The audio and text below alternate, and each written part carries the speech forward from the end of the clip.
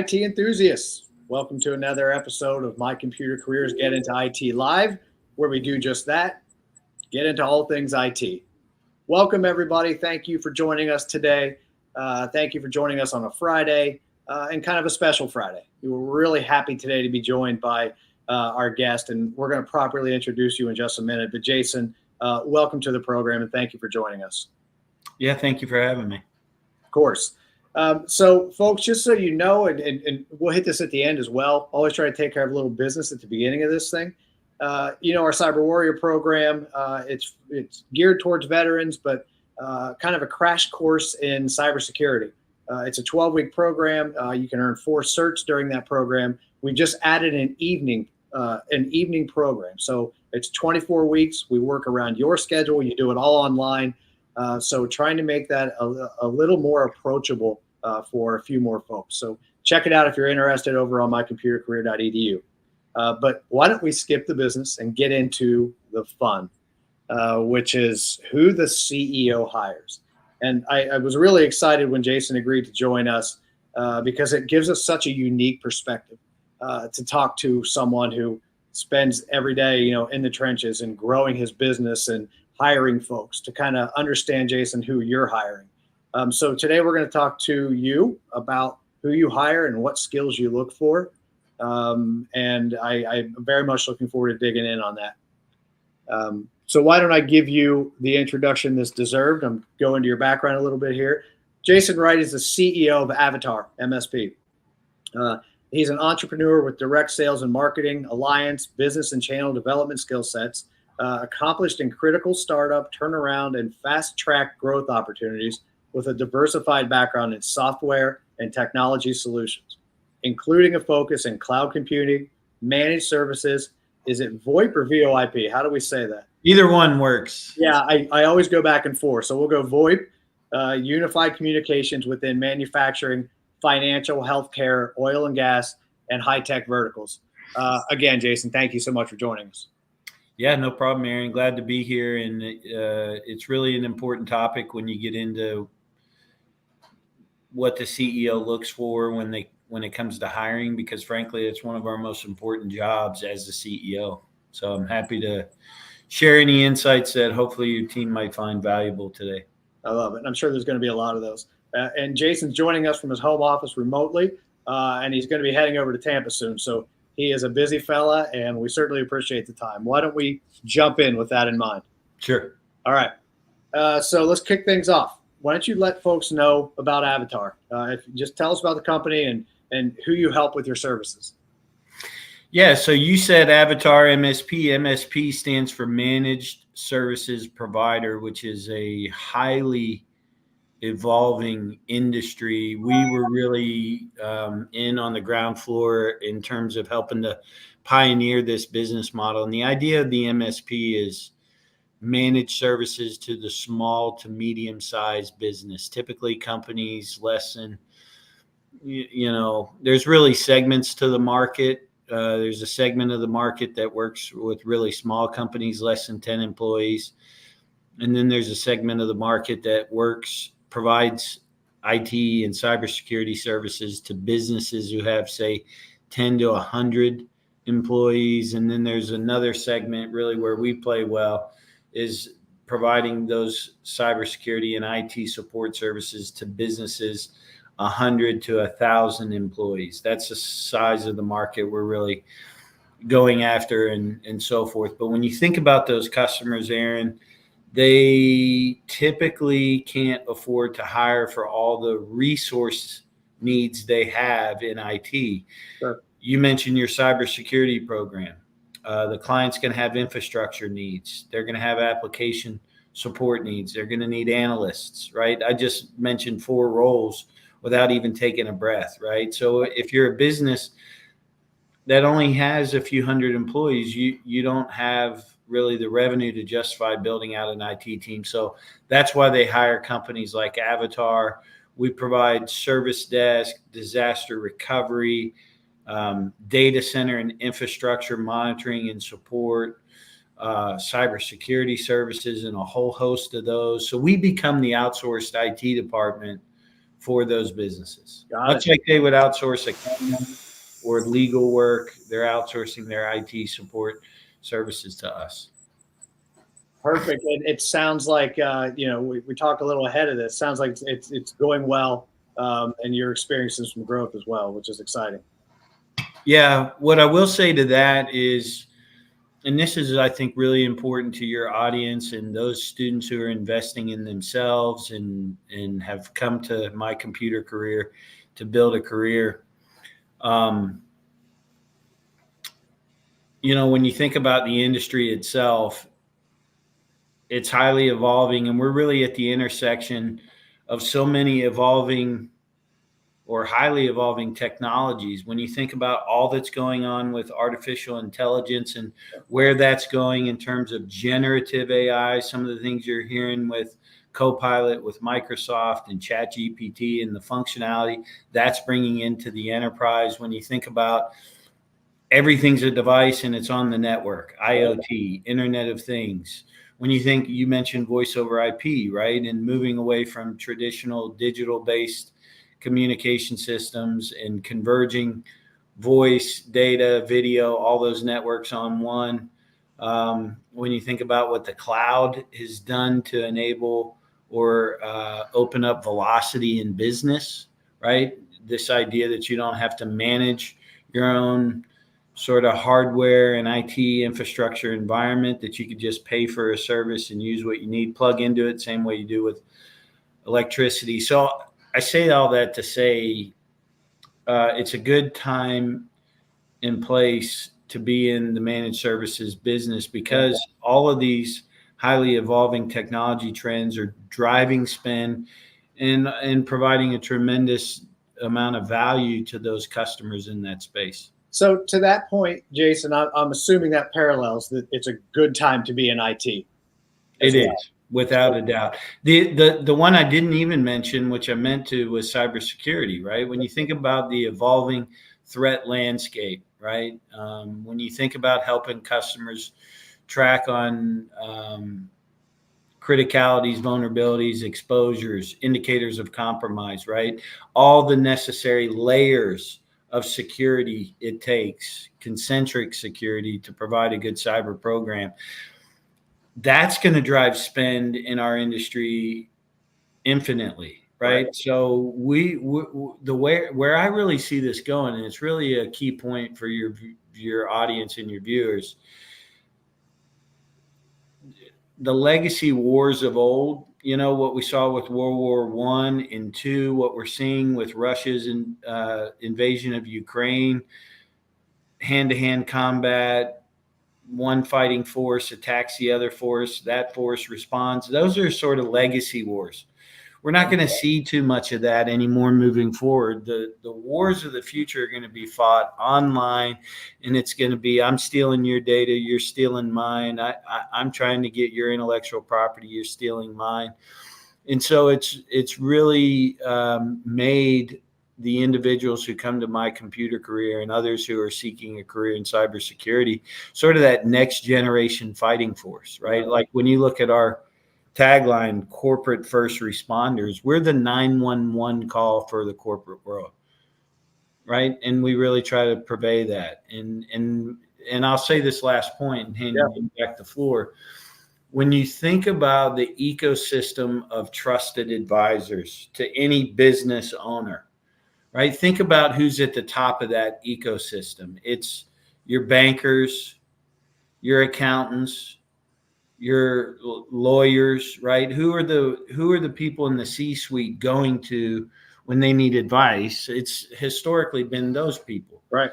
But now the IT world has superseded all of those and jumped up as the sort of preeminent trusted advisor, because frankly, if systems aren't running, if you've fallen victim to a breach, if you have a loss of data, you need to understand where you're at and what you've done to sort of isolate and contain that before you even think about talking to your lawyer, your banker, your CPA, right? So it's put us in a good position. I say all that to say it's a great, great time to enter a career in IT. And partner with companies like you guys to get the training and certifications. Yeah, and IT, we're going to talk more about this as we go on, folks. IT is everywhere, and I love that lead in because it just, it perfectly dovetails into what we're going to talk about. And by the way, Jason's playing a little injured today. He's on the IR. He's got some allergies he's dealing with, and he's fighting through them. So here we are. I appreciate that. All right. So as mentioned, you bring a pretty unique perspective to this conversation. You've built many teams. You've hired a lot of talented people. We're going to dig into those specifics, but on the surface, can you just talk about what catches your eye in a potential new hire? Well, it depends. Are we talking about what catches your eye in a first glance at maybe a resume or a profile on LinkedIn, or once they come in for an interview, what we're sort of looking for? I would go just first impression, wherever that may lie, whether that is a resume or a digital footprint or sitting down with somebody. Is there something when you look across the table or look at a resume, and I know it's kind of a loaded question, and again, we'll get into some specifics, but just wondering is there that perfect ideal hire that you look at and say, oh man, I got to keep this person on board? I think there's I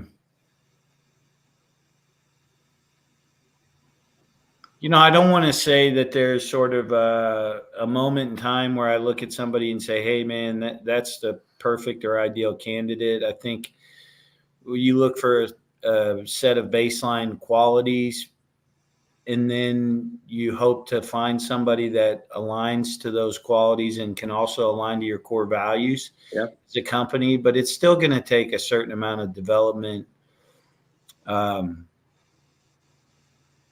Well, why don't we talk about, if you don't mind, let's talk about those baseline qualities. Yeah. Let's go with, there's a good deal of folks that are watching right now that are hoping to break into IT in one way or another. So as you're working with the team to hire folks, are there specific industry or hard skills that you're looking for from, let's say, an entry-level candidate? Yeah. So let's start with online, right? So let's say you send in a resume to a job posting we have, or you respond to a LinkedIn ad that we're posting about a job. We're typically looking for a couple of things. Obviously, you want some relevant industry experience. Oftentimes, industry specific experience is going to trump education every day of the week and twice on Sundays, right? So somebody who comes to me with a 4-year degree versus somebody who maybe comes to me with 3 or 5 years experience working in an IT related field and has a certificate or a degree from my computer career, we're probably going to look at the person with the degree from my computer career over someone who has a 4-year baccalaureate degree, right? We're going to look for tenure, which shows or speaks to stability in that role. So, for instance, if they've been in their current role 4, 5, 6 plus years, or does it look like they job hop quite a bit? We're going to look for upward mobility or promotion. So did they start at one position at company ABC and then get promoted? One of the things I love more than anything is to see somebody who's been at a company 9 years and held 3 or 4 different roles. What does that tell you? They're ambitious. They've promoted up. They're seen as talented and somebody the organization can lean on. For an entry-level role, right? And for roles that we have hired out of my computer career, for example, we're looking for people with significant client services experience. They're getting the technical experience and acumen developed at my computer career. But for people who are going to work in our contact center and our service desk, those type of roles, people we put on site to service needs locally for the client, they have to have a good bedside demeanor. They have to have good phone skills. They have to, you have to understand when people call into our world, they're historically frustrated already because something doesn't work in their IT environment. So you have to have a certain decorum to work with them. So those are all things we're looking for if somebody comes to us online, right? Industry experience, and it could be experience within. So we have vertical offerings, right? For oil and gas, for manufacturing, for healthcare, for financial services. So if somebody, for instance, has worked at a law firm handling the IT support needs for that firm for a number of years, they could be a really good fit for our legal offering, our legal vertical expertise. So we're looking for all those things. And another thing is we will take a look at your social media. I do that personally with the people that I directly hire. I go to their Instagrams, their Facebooks, and things like that. And that's where I'm going to get more information about character and values without having to ask them. I'm going to get a picture of what their life is like. You know, do they seem to be family oriented? You know, do they have an attitude of, you know, wanting to be involved in the community and do community things? You know, are they someone who's posting pictures of going to church and doing the 5K charity walk? Or are they somebody who's, you know, out at the bars all weekend and so forth? Now, so pivoting away from that, when people come in for interviews, we typically, when I interview them, I'm trying to establish a baseline from a core value and culture standpoint. So I want to know where they're from, how they grew up. I ask them lots of questions about their parents, what their parents do for a living, because it's all putting together a narrative for me, right? And there is no, you know, we could have, I'll give you an example of one of the people that just celebrated a year with us and is already getting his second raise in 1 year, right? Significant raise. First raise he got was a 12% raise. He'll probably get another 8 to 10% raise within his first year. When this guy came in, he had a 4-year degree, had struggled to find a job in IT, he was 28 years old, person of color, right? Yeah. From Florida, moved to Houston. I think he followed a girl to Houston, and that didn't work out, and he couldn't find a job. So he was literally a week or two away from having to move back to Florida. And he came in and he impressed me with his preparation for the meeting. He had questions ready to go for me. I can't stress this enough. Your candidates should be interviewing me as much as I am interviewing them. If you come into an interview and you don't ask me questions, you don't ask me questions about the role, what does success look like, what have other people done to be successful in the role, what are the goals of the company, you know, what does your 5-year plan look like? If you're not asking me those type of questions, you are eliminating yourself within that first interview. Love it. You're not prepared. You don't show interest. You're not a person of ambition. So this person came in and had answered all those questions accordingly. You know, he had a tale of woe. You know, his parents were divorced. He put himself through college. You know, those are all things that tell me about his character, that he's, you know, willing to be resourceful, that he'll go through a wall to tackle his objectives. Right. You know, and then you could look at certain things like I said, for client services, we're going to ask about previous, or if you're going to work as an IT specialist in our service desk, in our contact center, then we're going to ask questions that identify skill sets around those kind of roles. Right. What other client services roles have you had? Have you ever bartended before? Have you waited tables? You know, I want to know about positions they've had where they've serviced customers, because I myself, as an example, when I was young, worked in restaurants, and it set me up for an amazing career in sales because I learned the art of taking care of the customer working at a restaurant. Right. And I learned the art of upselling at a restaurant. Right. And those were two qualities I got working at a restaurant. So hopefully that gives you some insight. It does, for sure. And just to go a little further, by the way, everyone, Jason just laid out a bunch of useful tips. I mean, the CEO is talking about looking at your digital footprint. He does. Okay. And his team does. So show up online correctly. And if there's anything you wouldn't want your mom to see, get rid of it.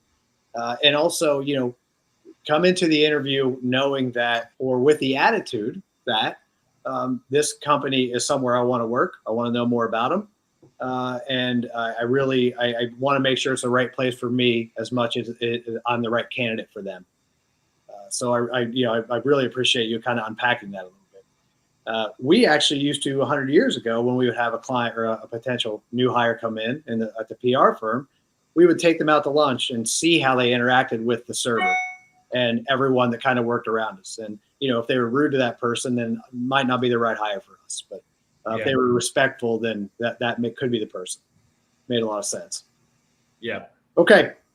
So we have actually love to see this. Cortland out on LinkedIn says graduate working in tech, making 80K, 80 plus K. Shout out to my CC. Awesome. Fantastic. Love to see that. Thanks, Cortland. All right. So you talked about experience, at length, and love hearing it. Experience is necessary in some way, shape, or form. But the reality is there are some folks that are maybe going through my computer career or elsewhere that have some certifications, but maybe don't have direct experience at an organization. Any advice on how those folks can show experience on a resume or in an interview? Yeah, I mean, everybody has experience. It's all contextual, right? You've lived 18, 20, 25, 30 years of your life. You have experience. It's all about how you articulate your life and work experience as it would relate to the job, right? Yeah. So, again, you could be a candidate who comes through, graduates my computer career, had worked in restaurants and bars up until then, and still make a case that your experience relates to an IT related field. I worked at XYZ restaurant. I ran a section of 4 tables, very busy restaurant that did over 15 million in revenue. See, what I encourage people a lot on their resume and in their LinkedIn profiles is to not tell me what you did, but tell me how well you did it. Don't tell me that you serviced client accounts. Tell me which accounts, especially if I'm going to recognize the names, and how much you grew those accounts, right? If you worked in a customer service contact center, don't tell me that you handled calls all day, to satisfy clients. Tell me that you handled 20 calls per day and that you resolved incidents on average in less than 2 minutes, which was less than the average resolution time for that company. You see what I'm saying? I do. Like, don't tell me what you did. Tell me how well you did it, and let that stand out on your resume. Everything should be grew a percentage of this or resolved issues, this many issues, did 16 incidents per day, right? Where the average at the company was only 10. Relay your experience in a way that shows you as a top performer, right? Again, not what you did, how well you did it. I love it. Action verbs and outcomes over output, if I'm hearing it correctly. Exactly. All right. So there are several people we've heard from who are kind of reluctant from this side of things, who are sometimes reluctant to jump into those help desk roles or those call center roles early in their careers. Mm-hmm. What are your thoughts on the help desk at that level? Well, you said before, they don't always have experience. So if you want to focus in on aptitude, and I go back to Justin, who I talked about, the kid that works for us for a year now from Florida. As we were closing out his interview, he had checked all those boxes for me except experience. I should say he had some client services experience. He had a 4-year degree, which that's not a requirement, but just told me something about his character, put himself through school, found his way to Houston, was making it on his own. And, the last thing I said to him is, look, we have this role here. And that was another thing he said. I asked him, I'll challenge you in interviews all the time. And I said, look, you're 28, you have a 4-year degree, you're applying for a position that I would deem below you in terms of compensatory value. Why would you do that? And his response to me said everything. He said, look, I came out of college with an unreal expectation about the job market. I thought there was going to be opportunities abound. and I was going to be able to sort of pick where I wanted to go and name my price. And I'm realizing now 3-4 years after that that's just not the case. So I went back. He went to a program like My Computer Career. I don't know if it was yours or something similar. Got some IT certifications. And he said, look, I realize I got to come in and sort of start at the ground level and work my way up. Now, that's the advice I would give to somebody is in an environment like ours where we're dealing with hundreds of clients, we're taking in hundreds of calls a day. Each of those client environments looks differently. Your aptitude is going to grow exceptionally fast, right? Because you're not one IT guy working for one client environment. You're one guy surrounded by a bunch of others working on hundreds of different IT environments. So you're touching lots of applications. You're using lots of vendor tools on our side, and you're sitting around. You have that swivel chair capability. You don't know something, you turn to the guy next to you and say, hey, how do I learn this? So your aptitude grows incredibly fast. And because companies like mine and the industry is such high growth, that the key to our success is hanging on to our intellectual capital. That means retaining our folks. And the only way we can do that is to show them upward mobility within our organization. So when guys like Justin come on at level 1 or level 2, the goal is not to stay there. And we give them a profile roadmap that says, here's what we expect at 3 months, 6 months, 9 months, in 1 year. These are the certifications and skills we want you to develop. And and so we show them that path. Like, yeah, you're starting here, but a year from now you'll be here, and here's what the sort of compensation looks like around that. And then they see it, right? Yeah. At 6 months, Justin got his first raise. At a year, he's getting another raise. He's already been identified and appointed to several internal project teams, internal initiatives, some peer groups he's been appointed to because his feedback is good. He's aggressive. Look, if you're a superstar, you're going to get identified. I mean, it's kind of like, Patrick Mahomes was drafted to be the future in Kansas City. Yeah. But he didn't play his first year. He sat on the bench. They didn't rush him in. They let him develop. They let him sit behind Alex Smith, learn the system, adjust to the coaches. But he knew what he had there. He's working under Andy Reid. He had Travis Kelce and a bunch of other stars at the time. Yeah. And so they nurtured him along. And so that first position, it shouldn't be about, as John Kennedy famously said, ask not what your employer can do for you, but what can you do for the employer? If you come with that attitude and that mindset that I'm going to grow, what opportunities are to grow? What certifications can I take? That's how you're going to grow within the organization. That is sage advice. That is fantastic. Listen to that, folks, if you're watching this, because it's so important. Find a way to stand out. But you mentioned, I circled it here. You mentioned the 4-year degree is not a requirement. There's an obvious skills gap in our industry, at least in cybersecurity and IT as well. Folks, there's such a big skills gap. Actually, folks in the federal government are actually working to reduce the requirement of a 4-year degree, emphasizing kind of skills-based hiring versus a degree in IT and in cybersecurity at the federal level. Why or why not is this a smart effort? It is a smart effort because people are growing up with technology now. Like you and Aaron, you and I kind of grew up in a time where we were the first generation to really grow up with technology, right?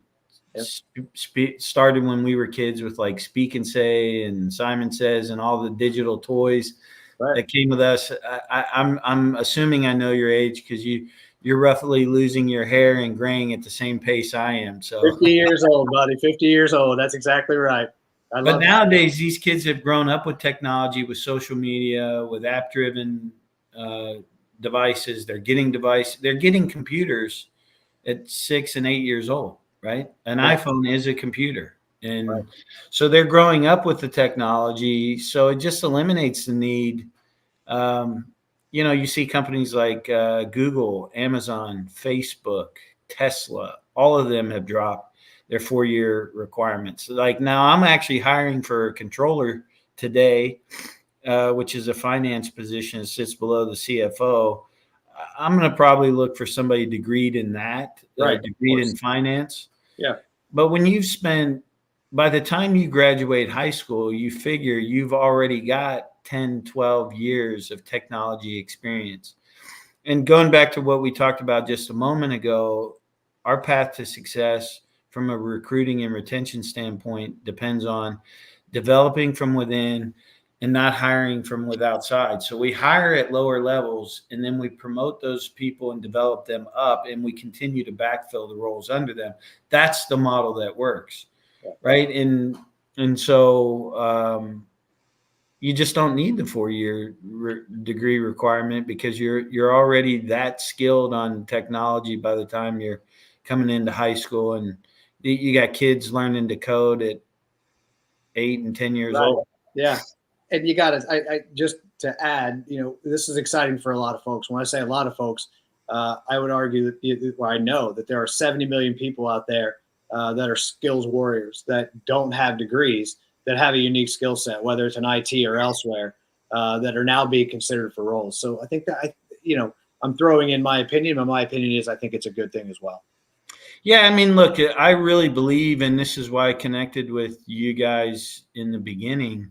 Yeah. I really need to, I believe we need to bring back sort of this model of skills-based training, and not everybody needs to go to college. That was sort of a marketing farce that was pushed on us in the 80s and 90s. Everybody has to go to college. It's the only way you can be successful. And the trade school notion went away, vocational training in high school. And now you see it start to come back because you saw so many people who went off to college, didn't finish, accumulated debt. You saw people who went off to college and still, weren't a fit for the business world. Right. So it's not a precursor to a career in technology. I can tell you that. Got it. All right. Thank you so much for that. Is continuing education important in IT, upskilling? It's a mandatory requirement. I mean, that's another thing we're looking for in the interview process. By the way, we'll do personality profiling, right?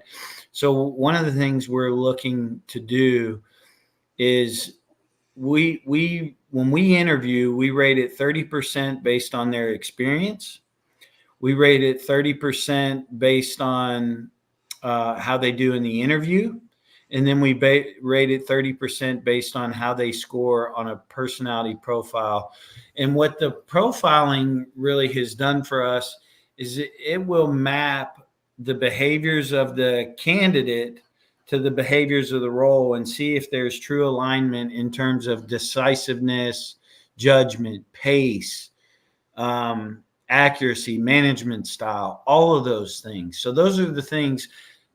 It's a really good point for your audience. When they come in to meet with somebody like me, that's how we're scoring the interview, right? 30% on your experience, 30% based on how you do in the interview, and 30% how you score on the job test. So the the profile test. So that being said, now you're in the role. Go back to the roadmap we told you we build for every employee who comes in. We call it a talent profile alignment, right? So it's TPA. And so what we do is we come in, we define the job description, and then we get into very specifically, here's what we expect you to know at 30 days, 60, 90, 6 months, 1 year. And we're also putting in there very specific certifications we want them to take, whether it's Microsoft, AWS, CompTIA certifications specific to our vendors. You have to put that as an employer. That's the obligation we have to the employee, is we have to give them a roadmap. We have to show them what does success look like. If we're not training and developing them, they're not going to know how to construct that for themselves. And And a lot of companies don't. They don't have good training and development programs. Bigger companies do, but when it comes to the smaller ones, they just put somebody in the role and expect that they're going to be highly ambitious and evolve on their own, and that's a recipe for disaster. So yes, ongoing development is it's a requirement. It's the only way you're going to continue to evolve your skills and move up in a company like mine. I just made a note for a byline article. It's perfect. I love that the employer needs to develop a success roadmap for its IT team and its IT hires. That's fantastic. Totally. All right. So I'll get you out of here. One more question. Sure. And I appreciate you sticking with us, by the way. No problem. As someone who lives in this industry and hires talent at every level, what advice do you have for that person that is frustrated by their job search, frustrated by not hearing from an employer after 6 months and submitting 150 resumes, who is ready to hang up the search? What advice do you have for that person? Look, as much as our society has evolved from a technology standpoint, some things never change, right? People still buy from people they like. Yeah. And how you can apply that to your job search is 70, I think the data is actually closer to 80% of people still get a job from a referral. If you're not networking, if you're relying on just being a resume and a stack full of other resumes, you're going about it wrong. You're going to stay frustrated. Look, when I put an ad out, I get hundreds of responses, and oftentimes I'm frustrated by what I'm seeing in terms of the candidates, and I end up just leaning on my network. And, I may have a job with 100 responses, and I may have looked at only 3 resumes and then just turned to my network. So if you're somebody at my computer career and you've finished your certification, you're that guy or gal who's been looking for 6 months, you're frustrated, nobody's responding to you, then I would ask you, have you talked to all the people at your church? Have you looked at job ministries at your church? Have you talked to your pastor?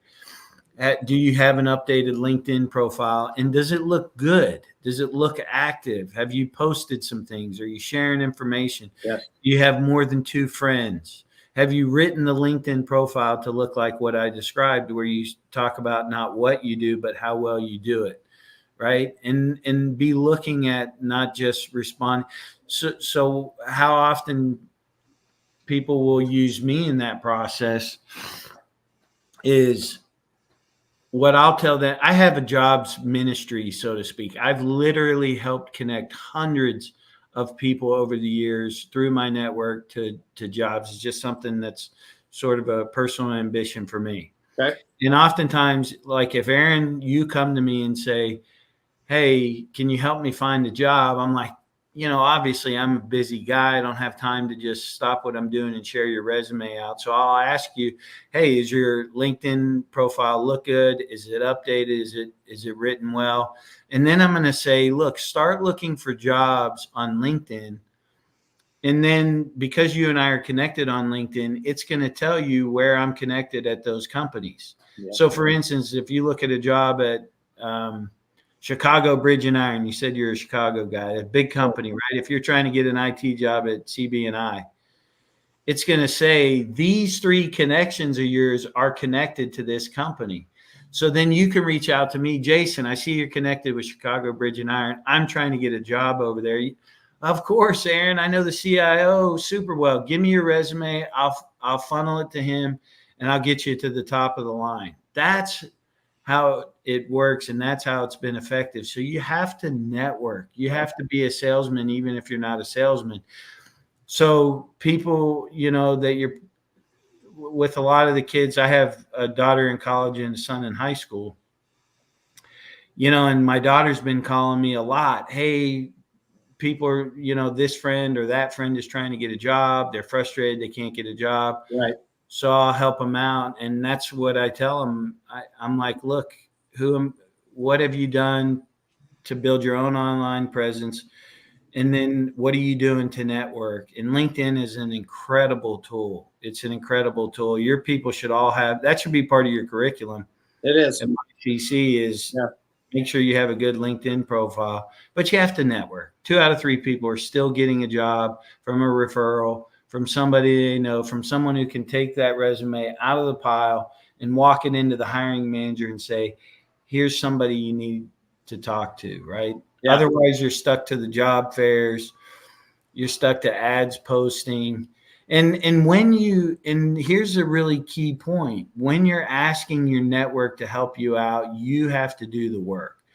Don't just come to me and say, hey, I'm looking for a job. Well, what kind of job? What experience do you have? Oh, I can do anything. My favorite thing is someone who's like, I'm a really outgoing person. I can do sales and anything. And I just immediately disqualify you.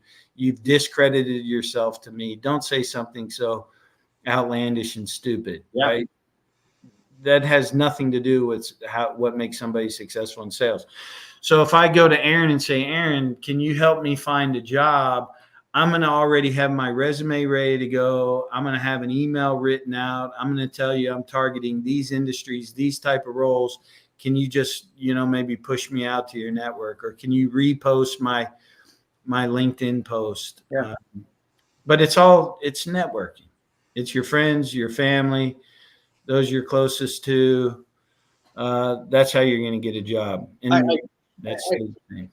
Sorry, I didn't mean to cut you off there, but it's just, it's exciting to hear, because we've done almost 70 episodes of this now, once a week.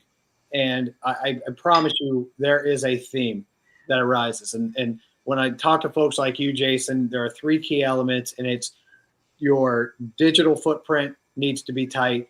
Never stop learning. The stuff with skills, soft and hard, obviously we need to talk about those things, but digital footprint, never stop learning, and network. You have to be proactive. What you put in is what you take out, just like with anything else. And you can't just expect sending a resume is going to get you a job. It's not it's just the single biggest thing your people can do to up their game in an interview is to come prepared to the interview, right? With really challenging questions. I shouldn't even be able to ask all the questions I want to ask because you're asking questions of me. That's impressive. And that will make or break you in an interview. And don't let the questions just be about benefits and compensation. Again, ask questions about the role, who's successful at the company, what have they done to be successful, what are your plans, what are your growth strategies?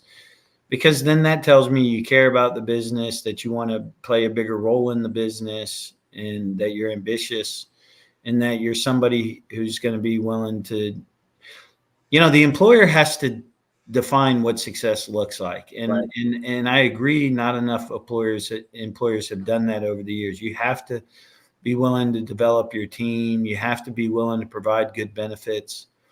The ball still is in the court of the employee. It shifted with COVID, right?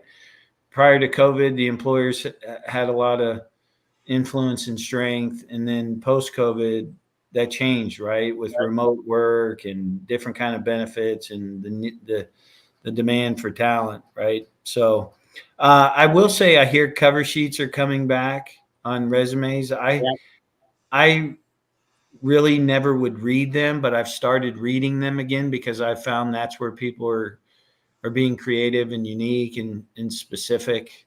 But you just got to find ways to stand out. And usually the best way to do that is through a referral from your network.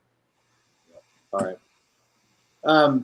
Jason, I very much appreciate it. Edward, I see you out there, just completed the Cyber Warrior program. Life's good. Love that, buddy.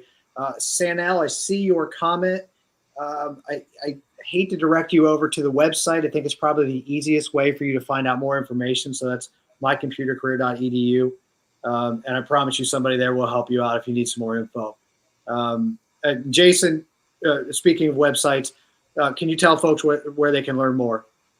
Yeah, Avatar MSP, Avatar Managed Service Provider, avatarmsp.com. Go check us out. We're a Houston-based firm today, but we have ambitions on growing first regionally and then nationally. At some point, we'll put together an M&A strategy and roll up some other firms because consolidation is a big play in our industry. Got it. But we are servicing customers nationally. And like I said, we've been on a pretty heavy growth trajectory. We have hired from my computer career before successfully, and we'll continue to look at their candidates. Very much appreciate it. I appreciate the insight. I know that our folks appreciate the insight. And more importantly, I just appreciate your time and the honesty. One last plug I would say over our website is go to our social media. Go to the Avatar Managed Services Provider LinkedIn page. Go to our Facebook page. And because we actually vet and put out good content there, relevant content. And if you want to stay connected to us, you can follow us on X as well, the X platform. We have a Twitter handle. Got it. But yeah, I would encourage anybody to go follow us along. And that's part of building your online digital profile. Well. Daniel Spencer over on LinkedIn says so much awesome information. Really appreciate this episode. So awesome, Daniel. Glad you enjoyed it. All right. Why don't we leave it with that positive note? Bruce, we see your note. Thanks, Jason, for joining us today. Great info. So a lot of positive feedback. Jason, thanks.